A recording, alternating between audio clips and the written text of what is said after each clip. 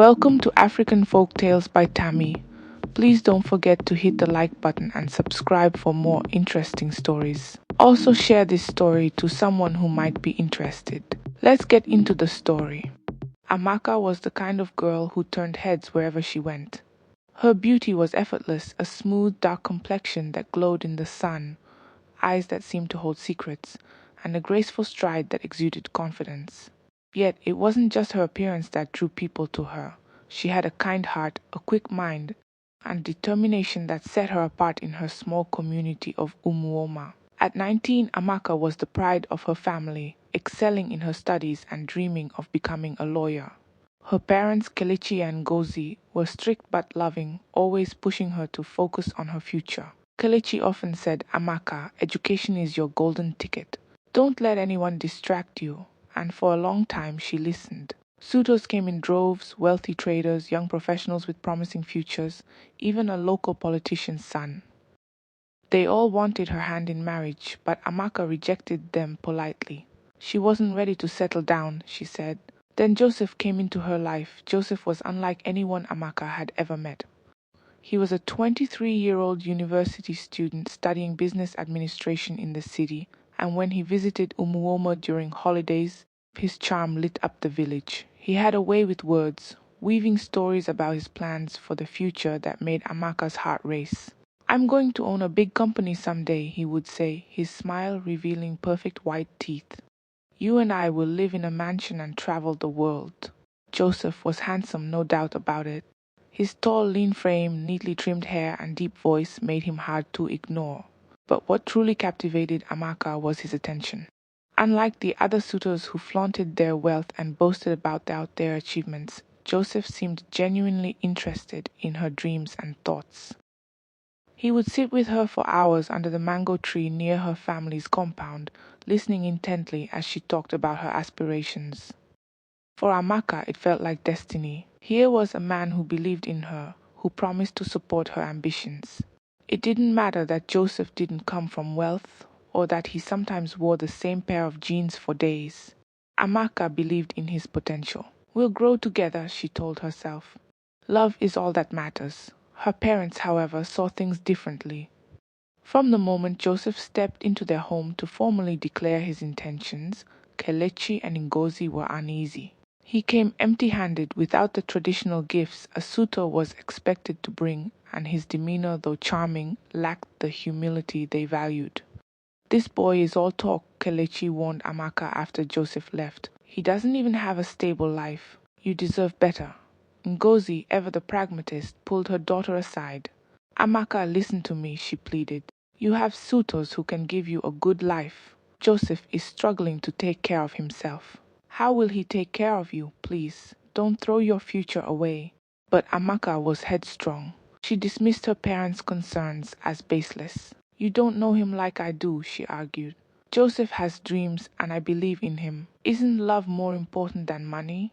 The tension in the household grew as Amaka's relationship with Joseph deepened. Friends and neighbors added fuel to the fire, bringing stories of Joseph's reckless behavior in the city. Some claimed he was a womanizer. Others said he spent more time at parties than in lectures. Each time Amaka heard these rumors, she confronted Joseph. And each time he denied them, his words soothing her doubts. "People just don't want us to be happy," he would say, taking her hands in his. "But I promise you, Amaka, I'm serious about you." Joseph's promises were enough to silence her fears. Against her parents' wishes, she continued to see him, sneaking out to meet him when they forbade her from leaving the house. Their love felt like a rebellion, a declaration of independence. For the first time in her life, Amaka felt in control of her destiny. When Joseph finally proposed, it wasn't the grand romantic gesture Amaka had dreamed of, but it didn't matter. Standing under the same mango tree where they had shared countless conversations, he held her hands and said, "Marry me, Amaka. Let's build our future together." Amaka said yes, tears streaming down her face. She had chosen love, believing it would conquer all. Little did she know, the choice she made that day would change her life forever. Amaka's marriage to Joseph marked the beginning of a life far removed from the dreams she had nurtured as a young girl. The ceremony itself was a modest affair, no elaborate feasts or colorful traditions, as Joseph's family couldn't afford much, and Amaka's parents reluctantly refused to contribute. The absence of joy on her parents' faces as they watched their daughter walk down the aisle weighed heavily on her, but she pushed those feelings aside. Love would make everything better, she assured herself. It had to. Joseph brought Amaka to live with his family in their small, overcrowded home on the outskirts of the village. The house was modest, 2 small rooms, and a kitchen that served as the heart of the household. Joseph's parents, Mama Joseph and Papa Joseph, shared one room while his 2 younger sisters, Chika and Ifunanya, occupied the other. Joseph assured Amaka it was a temporary arrangement. "Once I graduate and get a good job, we'll move out," he promised, holding her hand tightly as they entered the house for the first time. Amaka wanted to believe him, but the reality of living in a house with so many people quickly became overwhelming. Mama Joseph was a stern, controlling woman who made it clear that Amaka was now part of the family to serve, not to be pampered. "In this house," she declared on Amaka's first morning, "everyone works. You are a wife now, not a guest." Amaka woke up before dawn to help prepare breakfast, clean the house, and wash clothes for the family. While she worked tirelessly, Joseph remained asleep, often waking up just in time for lunch. The contrast between their lives was stark, but Amaka chalked it up to the early struggles of marriage. "This is only temporary," she reminded herself. "Things will get better." But things didn't get better.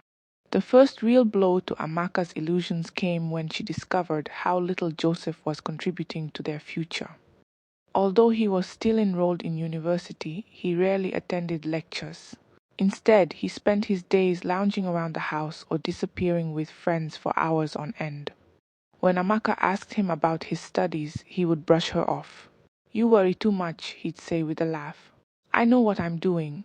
Her growing frustration didn't go unnoticed by Mama Joseph, who took every opportunity to criticize her. "A good wife supports her husband no matter what," she said one evening as Amaka stood in the kitchen, tears welling up in her eyes. "Stop nagging him. You should be grateful he chose you." Amaka's isolation grew as the weeks turned into months. Her parents, hurt by her decision to marry Joseph against their wishes, had distanced themselves. Her friends, who once admired her strength and intelligence, seemed to fade away. She had no one to confide in, no one to lean on. Joseph's family was all she had now, and they made sure she knew it.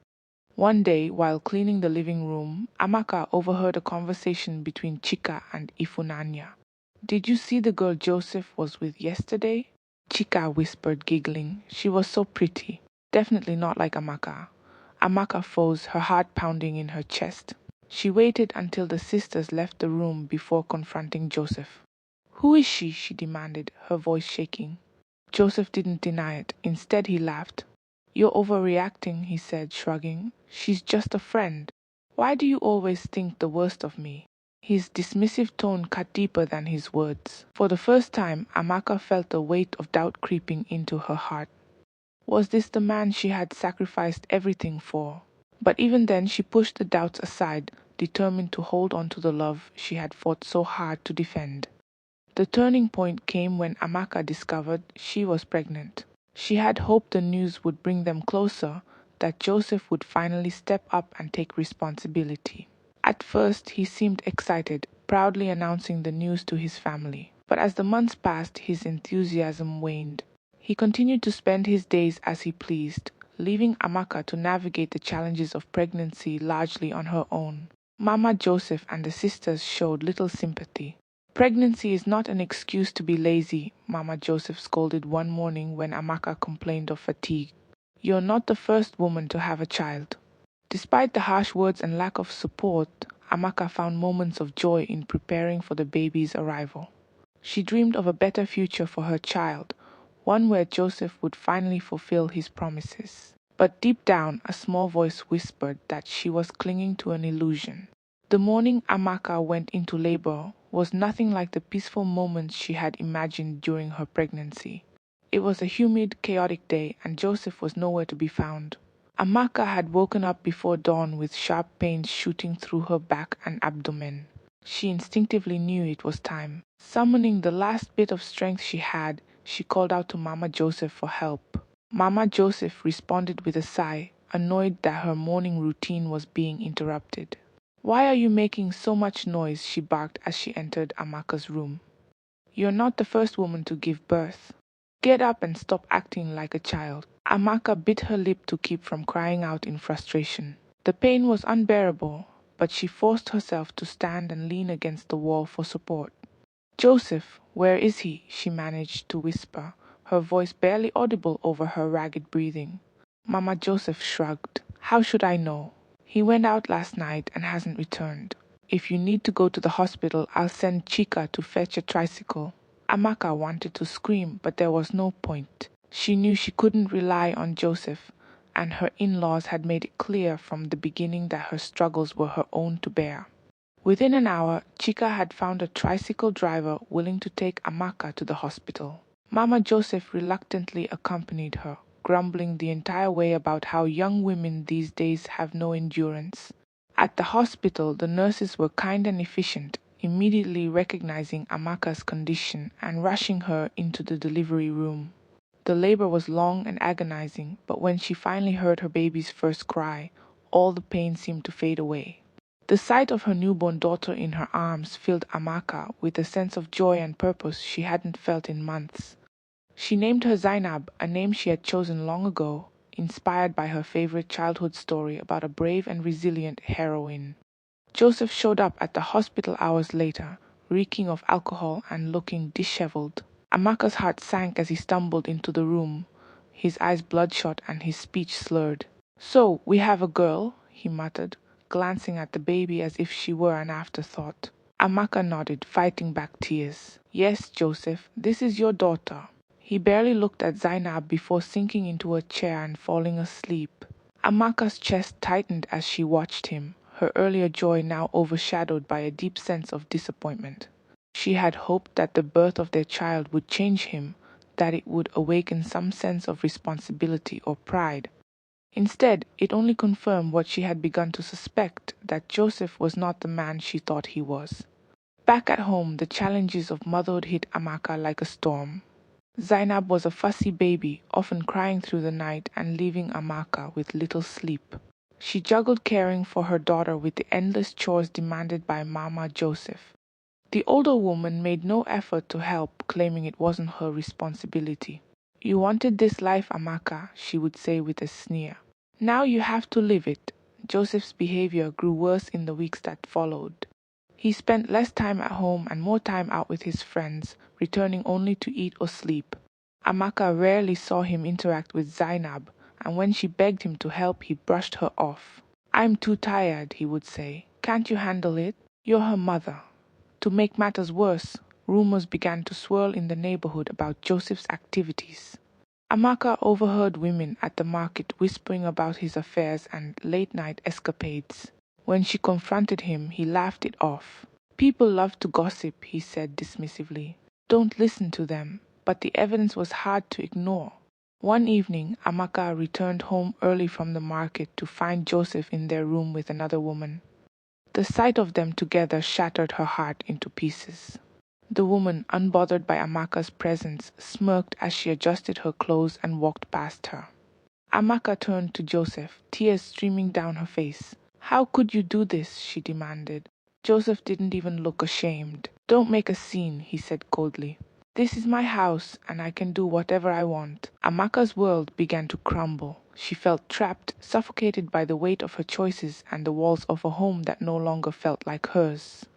She thought of Zainab, the tiny baby sleeping in her crib, and wondered how she would ever protect her from this life. But even as her pain deepened, Amaka clung to a sliver of hope. She had made her choice, and for now she would stay for her daughter's sake.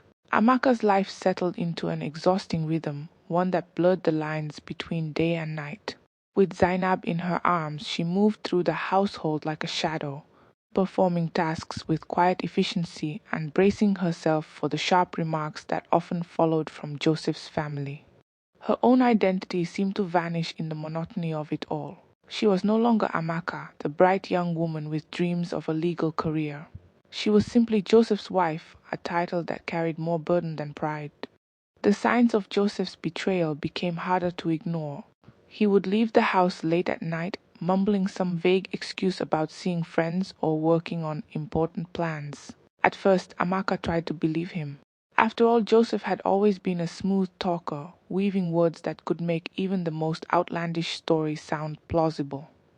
But over time, the lies unraveled. Neighbors began to drop hints, their well-meaning but pitying tones cutting Amaka like a knife. "Amaka, you're a strong woman," one elderly neighbor said as they stood at the communal water tap. "Not every woman could tolerate what you're going through. But remember, strength doesn't mean suffering in silence." Amaka forced a smile and nodded, though the words stung. She knew what the woman was implying, but couldn't bring herself to address it. How could she? She had no one to turn to. Her parents had grown distant, her friends had faded away, and Joseph's family offered no support. If she left, where would she go? How would she care for Zainab? One evening, as Amaka sat in the small living room rocking Zainab to sleep, Chika and Ifunanya entered, giggling about something they had seen in the market. Amaka didn't pay them much attention until she heard Joseph's name. "He was with that girl again," Ifunanya whispered, her voice dripping with amusement. "You know, the one with the long braids and bright lipstick."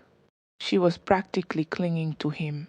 Chika snickered, and Joseph didn't seem to mind. They looked so cozy together. Amaka froze, her hand tightening around Zainab's blanket. The sisters didn't seem to care that she was sitting right there, their laughter cutting through her like shards of glass. When they noticed her staring, Ifunanya shrugged. "What, you didn't expect Joseph to change, did you?" Amaka said nothing, her throat too tight to speak. That night, she waited for Joseph to come home, her heart pounding with a mixture of anger and desperation. When he finally walked through the door past midnight, she stood in his path. "Where were you?" she asked, her voice trembling. Joseph raised an eyebrow, his expression a mix of irritation and boredom. "Out," he replied simply, brushing past her. "With who?" she pressed, blocking his way. "I heard about the girl you've been seeing." "Is it true?" Joseph sighed, running a hand through his hair. "Why are you always listening to gossip, Amaka?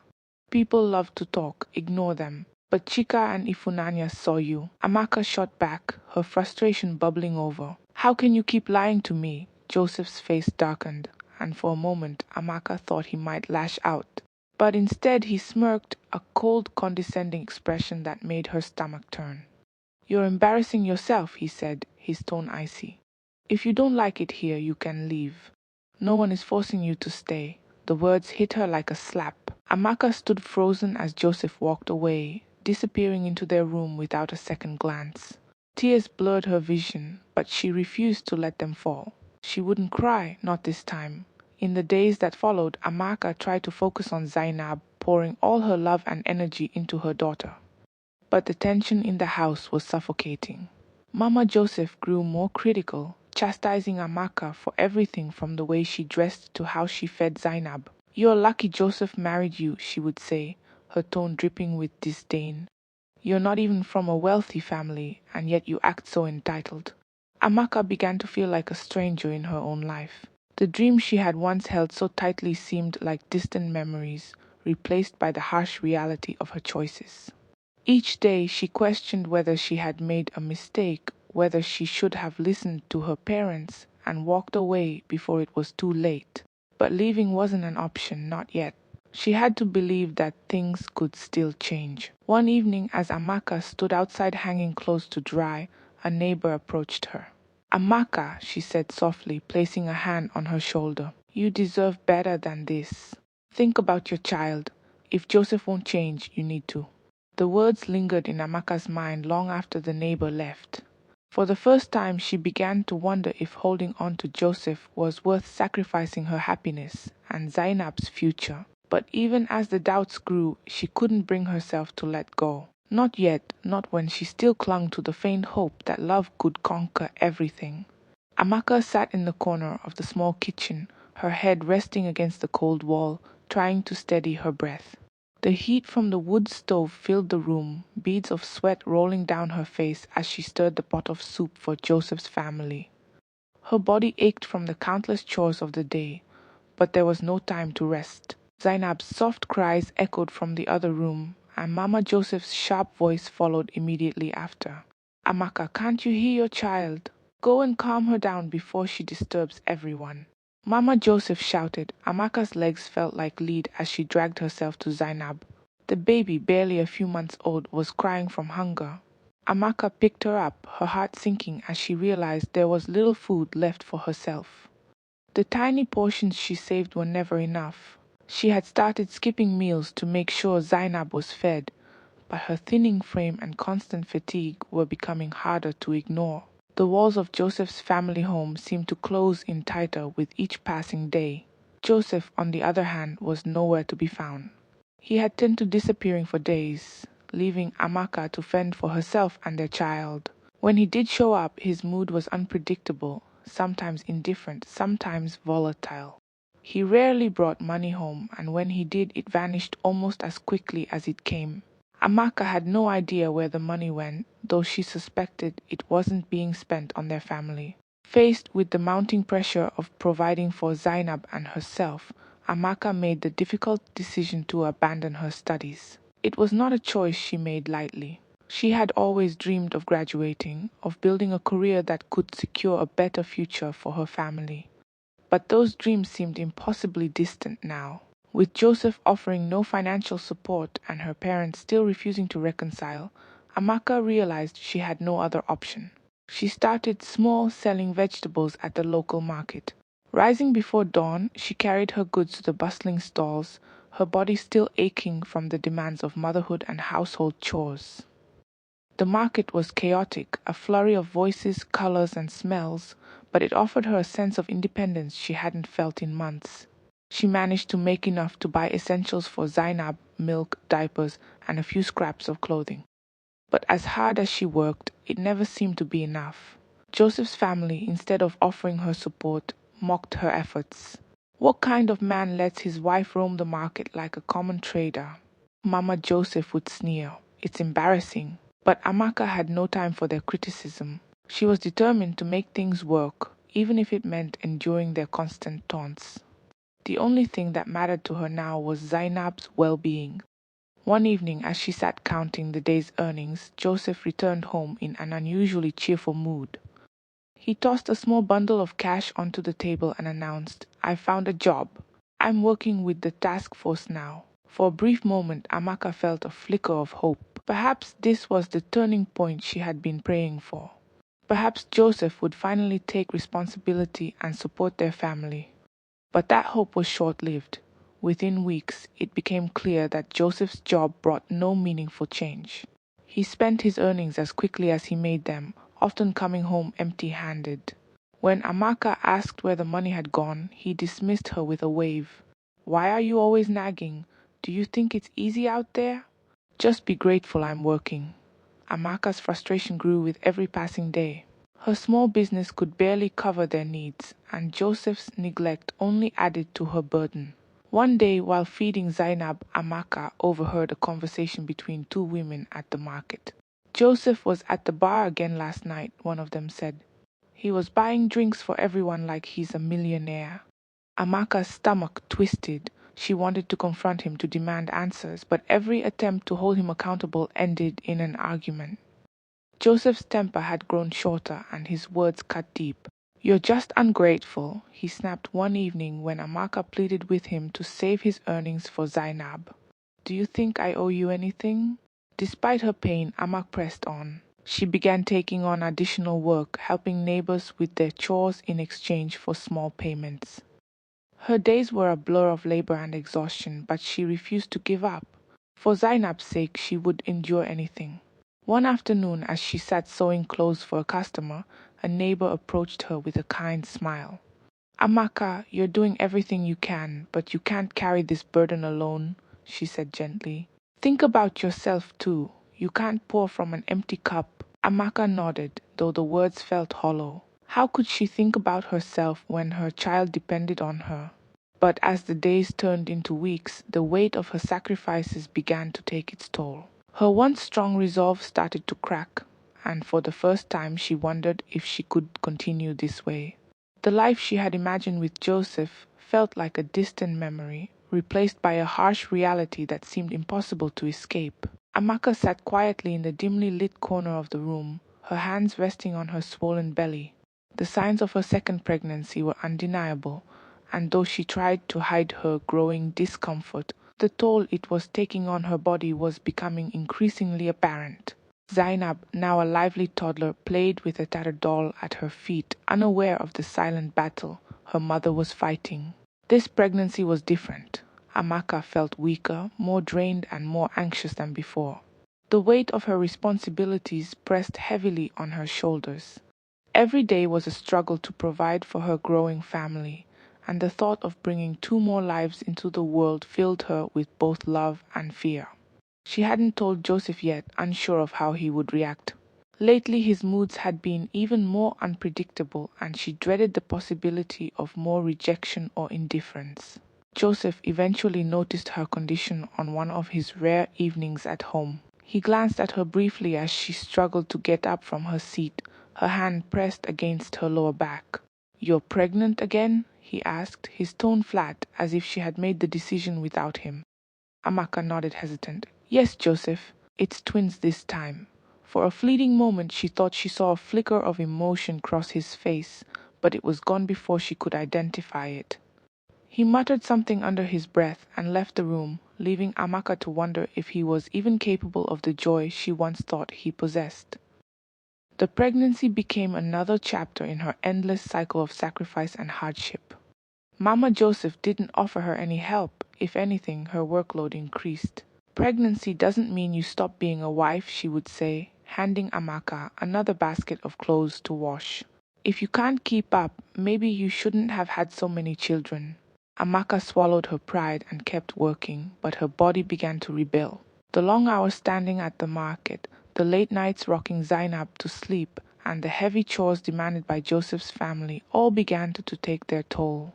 She often felt lightheaded, and her feet swelled so badly that her shoes no longer fit.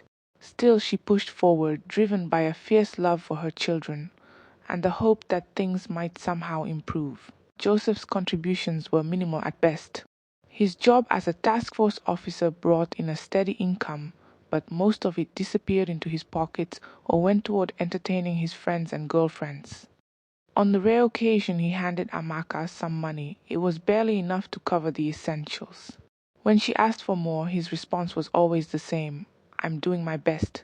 Why can't you manage what you have?" The night Amaka went into labor, she was home alone with Zainab. Joseph was out again, and Mama Joseph had retired to her room, uninterested in helping. The labor pains came suddenly, sharp and relentless, and Amaka realized she wouldn't make it to the hospital in time. She clutched her belly and whispered prayers, tears streaming down her face as she tried to stay calm for Zainab's sake.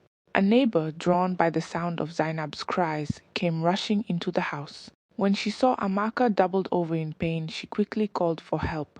Two women from the neighborhood carried Amaka to a nearby clinic, where she delivered the twins after hours of agonizing labor. The boy and girl were healthy, their tiny cries filling the room as Amaka held them close. She named them David and Davida, their names a testament to her hope for a brighter future despite the darkness surrounding her life. Joseph arrived at the clinic the next day, looking as though he had been dragged there against his will. He barely glanced at the twins, offering only a curt "well done" before leaving. Amaka's heart broke all over again, but she couldn't afford to dwell on her pain. She had 3 children now, and they needed her more than ever. The arrival of the twins brought even more challenges. Amaka's days became an endless cycle of feeding, changing, and soothing 3 children, while still running her market stall and managing the household chores. Joseph's family offered no support, and his neglect grew more blatant. He rarely came home, and when he did, his presence was more of a disruption than a help. One afternoon, while walking home from the market, Amaka overheard 2 women talking about Joseph. "He was at that new lounge last night," one of them said. "Spent the whole evening with some young girl, throwing money around like he's a big man." Amaka felt her stomach churn, but she kept walking, her face a mask of composure. She had no energy left to confront him, no strength for yet another argument. Instead, she focused on her children, vowing to give them the love and stability they deserved, even if it meant sacrificing every part of herself in the process. That night, as she watched the twins sleep, Amaka whispered softly to herself, "I'll keep fighting. For them, I'll endure." But deep down, she wondered how much longer she could hold on before the cracks in her world became too wide to mend. Amaka's life had become a blur of exhaustion and unrelenting struggle. Each day was a battle to survive, to stretch the little she earned to cover food, diapers, and school fees for Zainab. With 3 children and no help from Joseph, she felt like she was standing at the edge of a cliff, the weight of her burdens threatening to pull her over. Her body grew weaker, her health deteriorating faster than she cared to admit, but she kept moving because stopping wasn't an option. Joseph's absence became more frequent, and when he was home, his presence brought no comfort. Amaka often lay awake at night, staring at the cracked ceiling, wondering how her life had taken such a turn. The man she had once loved, who had promised her a future filled with hope, was now little more than a shadow in her life. He spent his nights in clubs and bars, returning home only to sleep off his hangovers. Amaka no longer asked him where he went or with whom. The answers didn't matter. His actions had already told her everything she needed to know. One morning, as she prepared Zainab for school, the little girl tugged at her mother's wrapper, her voice hesitant. "Mama, why doesn't Daddy love us?" she asked, her innocent eyes searching Amaka's face for an answer. Amaka froze, the question cutting through her like a knife. She knelt down, brushing Zainab's hair away from her face. "Your daddy loves you," she lied, forcing a smile. "He's just busy," Zainab nodded slowly, but her expression remained uncertain. Amaka's chest tightened as she watched her daughter walk to the door, her small bag slung over her shoulder. She wanted to believe her own words, but deep down she knew they weren't true. Joseph didn't love them, not the way a father and husband should. And no matter how much she tried to shield her children from that reality, it was becoming harder to hide. The breaking point came on a scorching afternoon when Amaka fell ill while at the market. She had been standing under the sun for hours, trying to sell her wares, when a wave of dizziness washed over her. Her vision blurred, and her legs buckled beneath her. The other traders rushed to her side, fanning her and offering water. Someone suggested she go to the hospital, but Amaka shook her head weakly. She couldn't afford to miss a day of work, let alone pay for medical treatment. When she finally returned home, her condition had worsened. She collapsed onto the mat in her room, unable to lift herself. Joseph was nowhere to be found, and Mama Joseph barely acknowledged her. Amaka called out for help, her voice hoarse and weak. "Mama Joseph, please, I need a doctor." The older woman appeared in the doorway, her arms crossed. "Doctor? With what money? You think Joseph is made of gold. Rest, and you'll be fine." Amaka wanted to scream, to beg, but her strength had left her. She lay there, tears streaming down her face, wondering how much more she could endure. The children's cries echoed from the next room, but she couldn't move to comfort them. She felt like a failure, a mother who couldn't even take care of her own children. By the time Joseph returned that evening, Amaka's fever had spiked. She managed to sit up, her body trembling, and begged him to take her to the hospital. "Joseph, please, I'm sick. I can't do this alone." He glanced at her briefly, his expression cold. "You're always complaining," he said, brushing past her. "If you're that sick, call someone else." "I'm tired." Those words shattered something inside Amaka. For years, she had clung to the hope that Joseph would change, that he would finally step up and be the man she believed he could be. But in that moment, she realized the truth. Joseph was never going to change. And as long as she stayed, she would continue to lose pieces of herself, one sacrifice at a time. The next morning, a neighbor, Nika, came to visit after hearing about Amaka's illness. Nika was a kind-hearted woman who had always offered a listening ear and occasional help. When she saw the state Amaka was in, she shook her head in disbelief. "Amaka, this is no life," she said firmly. "You need to leave him. You can't keep doing this to yourself." Amaka stared at her, the words sinking in like a stone. She wanted to argue, to say that she was staying for the sake of her children. But deep down she knew Nika was right. This wasn't a life, it was survival at its most brutal. and even that was slipping away from her. As Nika helped her back to the mat, Amaka made a silent promise to herself. She didn't know how, but she would find a way out. For Zainab, for David and Davida, and for herself, she had endured enough. It was time to reclaim her life. Amaka's health worsened, yet life in Joseph's family home carried on as if nothing had changed. She spent most days lying on the mat in the corner of the room, too weak to work, but the world around her continued spinning. The cries of her twins, David and Davida, filled the air, while Zainab quietly tried to help her mother as best she could. Amaka watched her eldest daughter's small hands clumsily mix pap for her siblings, the sight breaking her heart. Zainab was just a child, yet she was already burdened with responsibilities far beyond her years. The family's indifference to her suffering was a constant reminder of how far she had fallen. Mama Joseph would occasionally glance into the room, her lips curling into a sneer. "You're still lying there," she would say, her tone dripping with disdain. "You should be ashamed. A real woman doesn't fall apart just because life gets hard." Amaka's chest ached at those words, not just from their cruelty, but because they echoed the doubts she had about herself. Was she failing her children? Was she not strong enough? The weight of those thoughts pressed heavily on her as she lay there, unable to summon the strength to fight back. Joseph remained distant, coming home late and leaving early, his presence more like that of a visitor than a husband. When Amaka mustered the courage to ask for help with hospital bills, he dismissed her with a wave of his hand. "Money doesn't grow on trees, Amaka," he said coldly. "Stop acting like a child. You'll get better on your own." But Amaka wasn't getting better. Each passing day left her feeling weaker, and the small meals she managed to eat did little to replenish her strength. Her body, already worn from years of toil and neglect, was beginning to give out. Yet she held on. She had to for her children. One afternoon, as Amaka lay in the stifling heat of her room, she heard footsteps approaching. The door creaked open and her neighbor, Ineka, stepped inside carrying a basket of food. "Amaka, I couldn't stop thinking about you," she said, her voice full of concern. "You can't go on like this. Let me take you to the clinic." Amaka shook her head, tears welling up in her eyes. "I have no money, Nika," she whispered.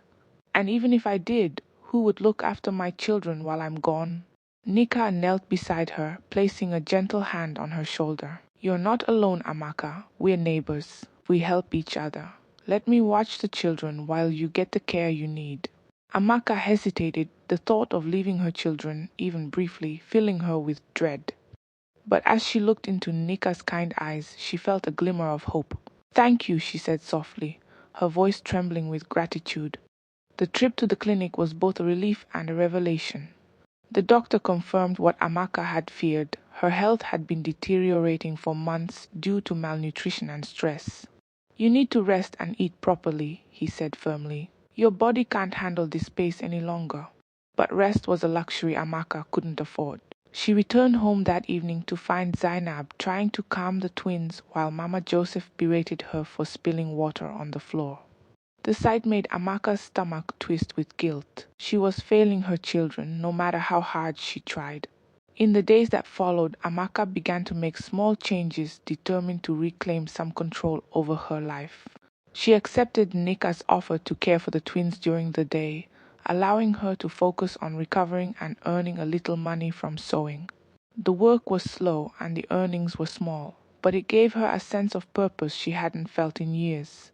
Joseph, however, remained unchanged. He continued to spend his nights with friends and other women, his neglect cutting deeper with every passing day. Amaka no longer confronted him. She had given up hoping he would take responsibility. Instead, she channeled her energy into her children, pouring all her love and attention into them. They were her reason to keep going, even when the odds felt insurmountable. One evening, as Amaka sat stitching clothes by the light of a flickering lantern, Zainab crawled into her lap. "Mama," she said softly, her small hands reaching for Amaka's face. "You're the strongest person I know." Amaka's heart swelled at her daughter's words. In that moment, she realized that her strength didn't lie in enduring Joseph's neglect or her in-laws' cruelty. It lay in her love for her children, in her refusal to give up no matter how hard life became. And as she held Zainab close, Amaka vowed that she would find a way to give her children a better life, even if it meant walking away from the only world she had ever known.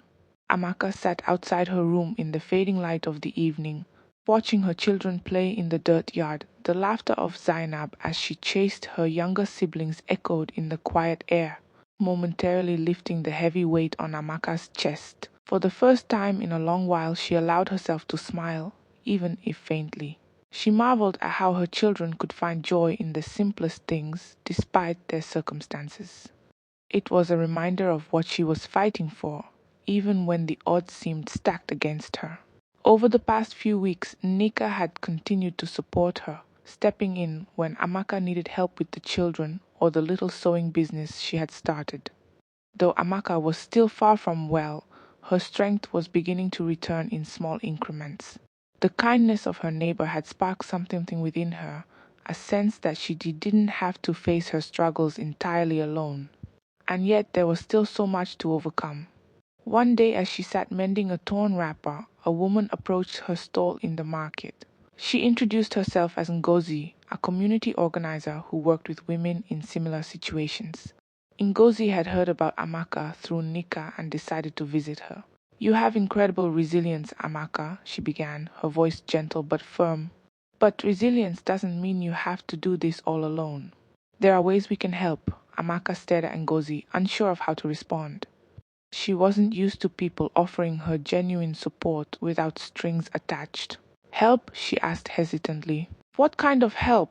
Ngozi explained that there were organizations and groups within the community designed to assist women like Amaka, women who had been neglected, abused, or abandoned. They offered small loans for businesses, counseling services, and even legal advice for those in dire situations.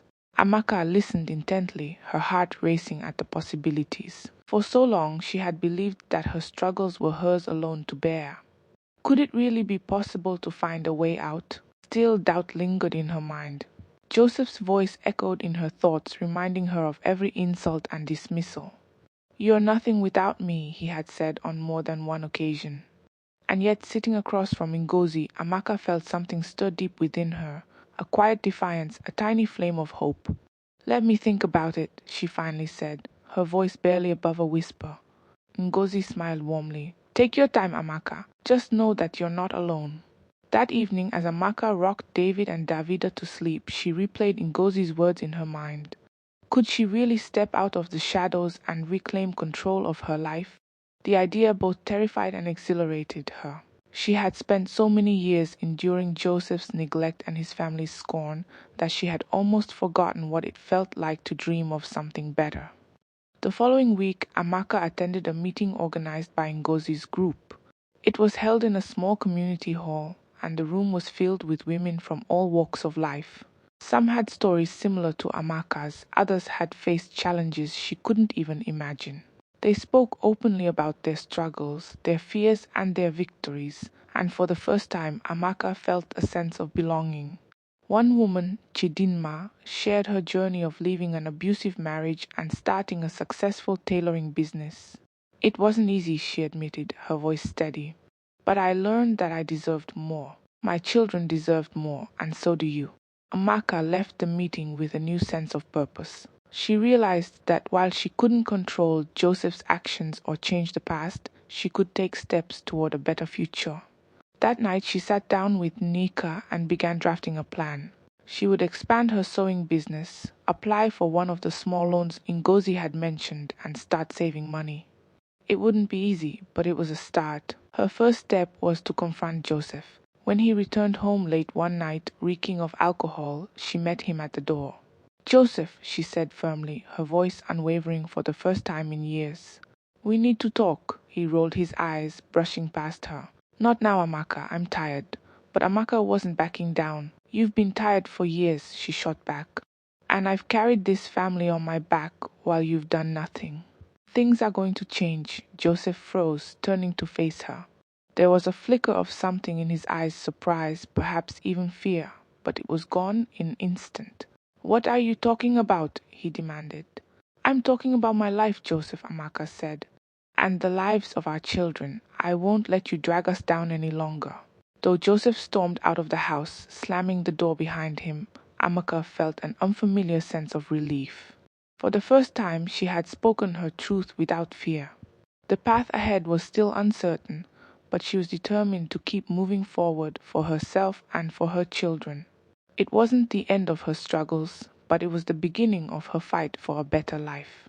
Chapter 10. What should Amaka do? The morning light filtered through the thin curtains of the small room as Amaka sat on her mat, her arms wrapped protectively around her twins.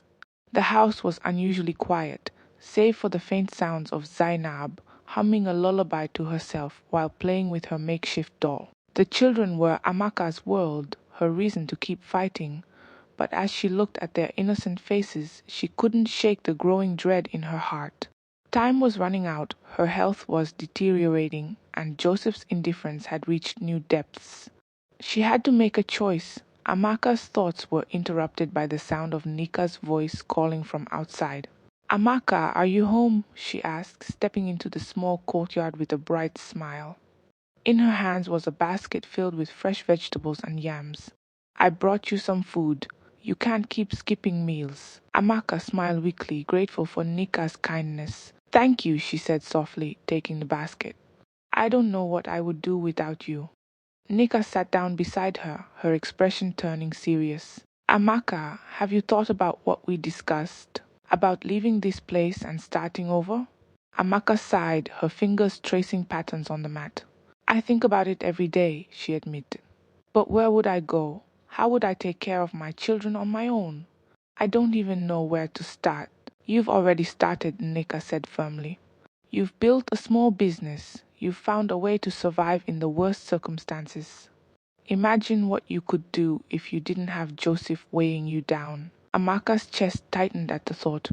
She had dreamed of leaving many times, of building a better life for her children away from the constant neglect and abuse. But every time she thought of taking that step, fear held her back. What if she failed? What if her children suffered even more without the little stability Joseph's home provided? As if sensing her hesitation, Nika reached out and placed a hand on her shoulder. "Amaka, you are stronger than you realize. You've survived so much already. But you can't keep sacrificing yourself like this. Your children need a healthy, happy mother, and you deserve a life where you're not just surviving, but thriving." Later that evening, after Nika had left, Amaka sat alone in the darkened room, her mind racing.